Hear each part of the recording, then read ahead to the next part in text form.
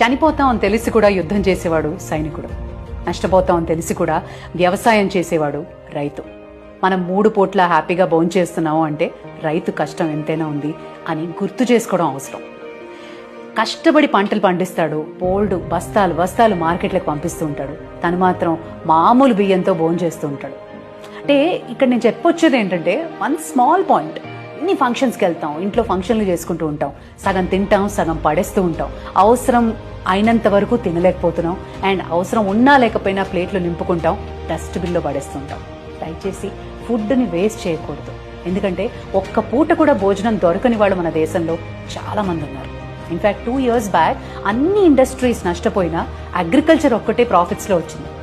దానికి రైతు త్యాగం చాలా ఉంది అని మనం మాత్రం గుర్తు చేసుకోవాల్సిన అవసరం. నెక్స్ట్ టైం ఫుడ్ వేస్ట్ చేస్తున్నాం అని అనిపించినప్పుడు కాన్షియస్గా అవసరం ఉన్న వాళ్ళకి ఒక్క పూట భోజనం పెడదాం. ఒక పాయింట్ చెప్పినా, ప్రపంచంలో ఎవ్వరూ లేకపోయినా బతికేయచ్చు, కానీ రైతు లేకపోతే నువ్వు నేను బతకలేము.